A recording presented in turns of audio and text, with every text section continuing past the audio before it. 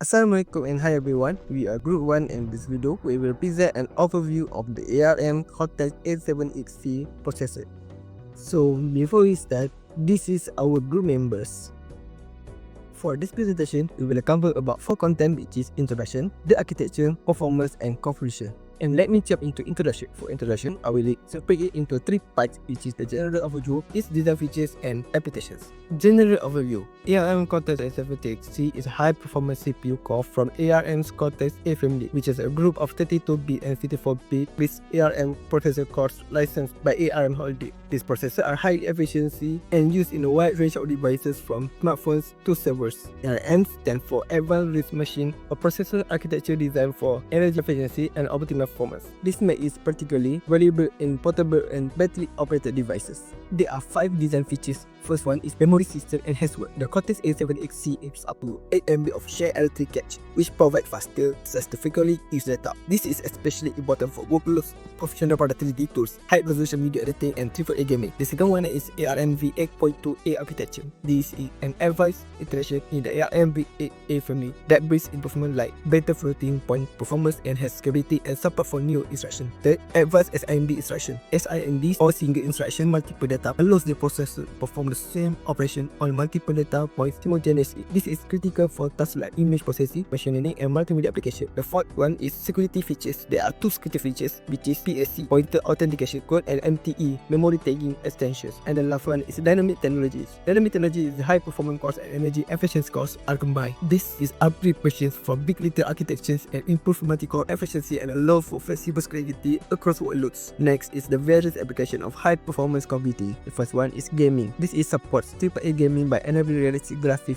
faster frame rate peaks, and reduced latency. The second one is machine learning and AI inference. It built for handling AI workloads such as neural network processing and real-time data analysis. The third one is portable devices. The CORTEX-A78C powers smartphones, tablets, and other portable devices that require high performance while conserving battery life. And the fourth one, edge computing. It's designed for edge devices that process data closer to its source. Its ability to manage high throughput data sweeps is crucial for IoT devices and edge cloud solutions. And the last one is high-end laptop. This competes with traditional x86 processors in laptop by delivering desktop level performance in lightweight and portable designs. Hi, my name is AZIZAN and I'm going to explain about the architecture of CORTEX-A78C. So there are 3 parts of the architecture that we are going to discuss today. The CPU core of CORTEX-A78C, the memory management unit, and the power management of CORTEX-A78C.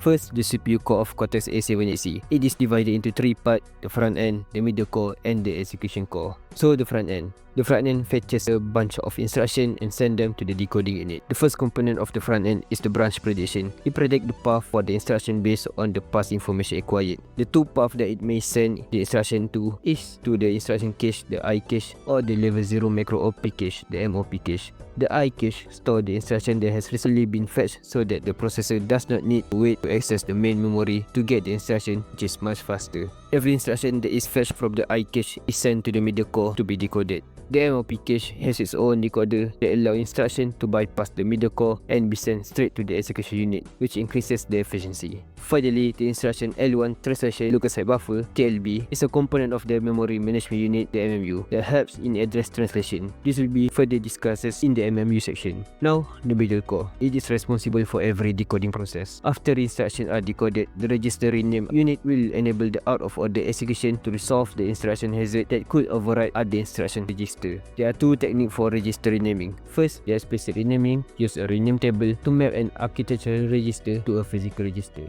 The other technique is the implicit renaming. The implicit renaming uses a reorder buffer (ROB) that tracks the value of each architectural register. The ROB entry number acts as the physical register identifier. For each register renaming process, it will be undone in the commit stage. The final part of the CPU core is the execution core. It is divided into 2 units, namely the integer execution unit and the vector execution unit. The integer execution unit handles all the basic logical and arithmetic operation. The vector unit, on the other hand, handles advanced single instruction multiple data data, ASIMD, and the floating point operation. Now we will get into the memory management unit, the MMU. There are two parts of this, the level 1 data cache and the main MMU. We will start with the L1 data cache. The main component are the data cache, the D cache that act as primary storage for data that is frequently used so that the processor can access the data faster. The processor will first check the D cache for the data desired before accessing the main memory. If the data exists, it saves the time for the processor without needing to access the main memory. As we can see on the block diagram, there are three addresses generation unit AGU. AGU function to calculate addresses used by the processor to access the main memory. CORTEX-A78C contains an extra load AGU. With the 2 load store AGU, this increases the load bandwidth by 50% to allow faster data fetching. Next, there is the load store queue, the LSQ. It is structure that hold in-flight or operating memory instruction. The memory instruction that is being held is maintained in the program order. The LSQ is designed to absorb large cache bursts and to ensure the memory operation is preserved. The memory management unit, the MMU for short, its main function is to convert virtual addresses to physical addresses. It uses a translation table that includes set of address translation and related memory characteristics that is used in each translation. TLB is a kind of memory cache for storing page table entries, PTE, which speed up the translation process. TLB will check if a page is already in the main memory and retrieve it if it is available. If the page desired isn't found, TLB will be updated with the new PTE. Now we have the component of the MMU, the instruction and the data level 1 TLB and the level 2 TLB. The instruction data level 1 TLB provide a single clock cycle access to the translation, then return the physical addresses to the I cache or D cache respectively. L2 TLB main job is to handle misses from L1 TLBs. L2 TLB also shared by both L1 TLB. Finally but not least, we have the power management of the CORTEX-A78C. The three things that will be discussed are the feature power manage and the voltage power domain management. So first, there are two types of power management, the dynamic and the static power management. The dynamic power management first feature is the architectural clock gating. It works by disabling the unused clock in the processor to reduce power consumption. The next feature is the dynamic voltage frequency scaling, VFS, that adjusts the voltage and frequency based on the workload, environmental condition and the required performance. This allows for minimum energy consumption while maintaining the desired performance. Then the low power standby mode that use wait for interrupt WFI and the wait for event WFE mechanism. This mechanism disables most of the core clock while keeping the power of the core active. The core will remain in low power state until a wake up event is occurred. The other power management is the static power management. The feature include dynamic retention. This feature keep the processor in a low power state even if the clock starts momentarily for a short amount of time during the WFI. For the next part, we will start with the voltage domain. Voltage domain is a group design element that share a single voltage supply. For each core, this virtual CPU vCPU voltage domain power the CPU core and their processing logic unit. Also, the virtual system vSys voltage domain power the dynamic shared unit DSU that manage the shared tasks between the cores. There's also a asynchronous bridge that connect the vCPU and the vSys domain. It also allows communication between domains that operate at different voltage and clock frequency. Finally, the power domain. The power domain is the collection within voltage domain that share a common power strategy. The example figure show that every part that is in the same color shares the same power domain. There are two core power domain in the CORTEX-A78C core. The core power domain DP CPU and the core top level system power domain PDCs. PD CPU contain all the core processing logic except for the cluster clock domain side of the bridge. The PDCs is the interface between CORTEX-A78C and the DSU. It contain all asynchronous bridge for crossing clock domain that manage all core input and output signal via the CPU bridge and the PDCs.